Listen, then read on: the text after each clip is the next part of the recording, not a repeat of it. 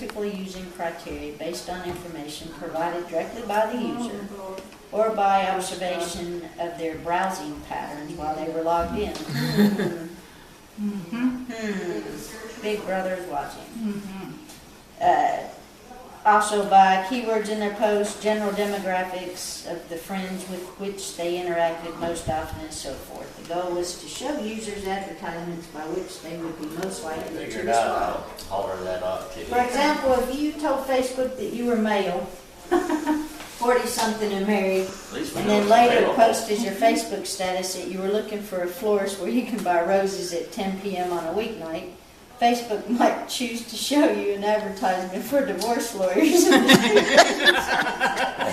If no such advertisers were currently retaining the services of Facebook, then perhaps you might also see ads for a florist. I couldn't tell if it was simply hubris for Facebook to show me advertisements for one of its competitors, or whether Facebook was politely hinting that perhaps we'd both be happier apart. To make a long story short, I clicked on the ad and I didn't return to Facebook for a long time. TBD wasn't the first such site that I joined, nor would it be the last, but it has been the only site that significantly and permanently changed the way that I think about such sites and the way I spend my free time. That's a truth. TBD did not focus on a specific purpose or type of relationship that it expected its members to have, but instead focused on attracting a specific type of member and then letting the interactions that develop take their course. TBD's target demographic was the over 40 adult who was looking for dialogue and companionship. People who had never met and would be unlikely to ever cross paths in any other context joined TBD and became acquainted. It drew people from every part of the U.S. and several other English-speaking areas of the world. An organization that reaches out to the lonely and makes them feel welcome might sound superficially like a cult, but TBD was the opposite of a cult in a very important aspect. In a cult, there is a leader who makes the rules and dissent is forbidden. In TBD, the rules were minimal and dissent was mandatory. People without strong, independent personalities and the ability to articulate and defend their opinions while tolerating and respecting the opinions of others did not enjoy TBD. And intended to depart quickly for other sites. Yeah. See you later. relate to that. Oh my gosh. People, Don't let the door kick you in the ass on the way out. You know what you're talking about. You know, I mean, people who Yeah. Although some of the TBD members knew each other in other contexts, Crystal. some of the members used to use their real names. Okay, here's Cheryl. Your other dancing partner. Hey, Robbie. My other impression is that the majority of the active users of the site use pseudonyms and fictitious avatars. The advantage, if not necessity, of anonymity, I've never been able to say that word, is obvious on such websites until you got a sense of who else is reading your posts and what their motivations and intentions are. I started with an anonymous name, Danny O. Big Belly, or Danny O. That's what I know him as, Danny O. Are you recording me? She can read. Oh, Abby, come on. This is so great. Hold on. Or Danny-O, and stuck with it because it was easy to remember and I didn't want to go to the hassle of changing avatar names, which was an awkward procedure on TBD, no kidding. Ironically, although I never revealed my true name, appearance, hometown, employer, or type of work I do, I believe that the people who knew me as Danny-O on TBD know me as well as most anyone outside my family.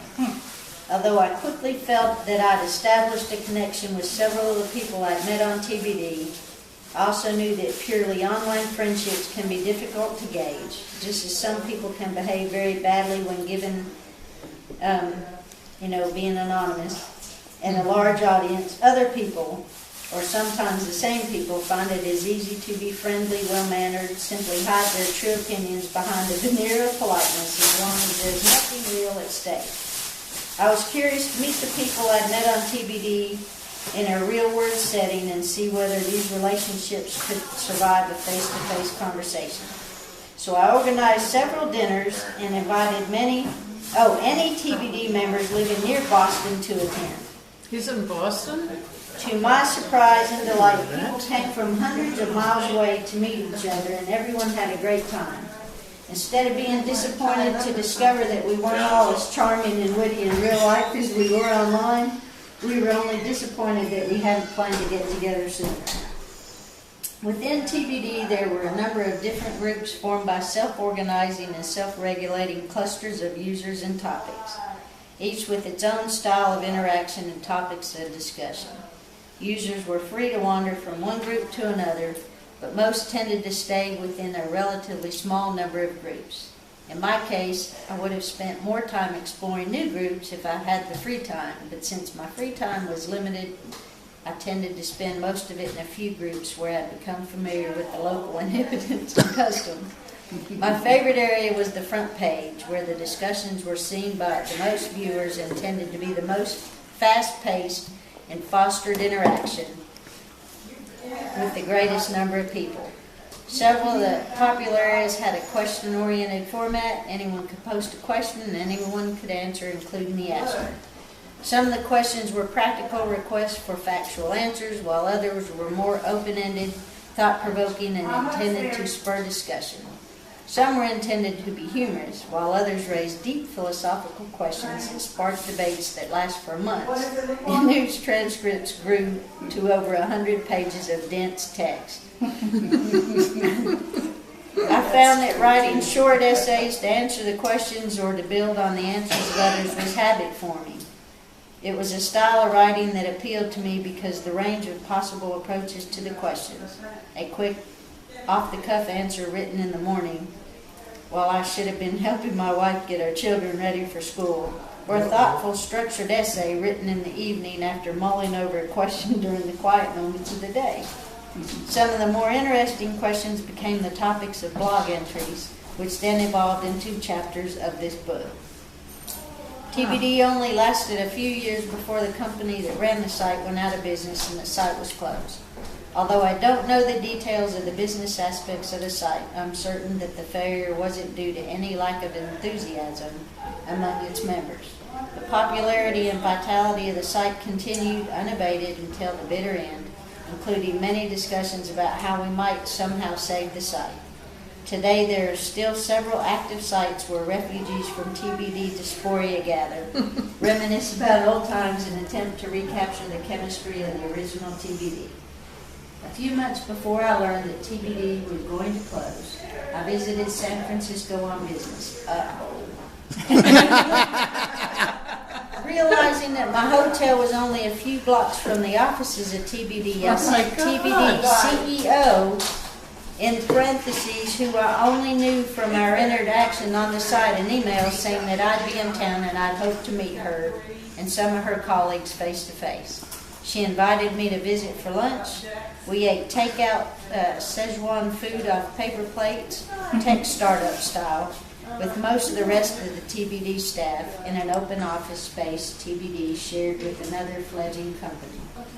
For well over an hour, we had a fair-ranging discussion that I would have gladly continued for the rest of the afternoon, but unfortunately we all had to get back to work. When I left, I thanked them for lunch and I thanked them for creating TBD, but I couldn't possibly have thanked them enough. Cool. I didn't know all that. Yeah. That's pretty neat. So TBD kind of went belly up like Eon? Yeah, TBD was first.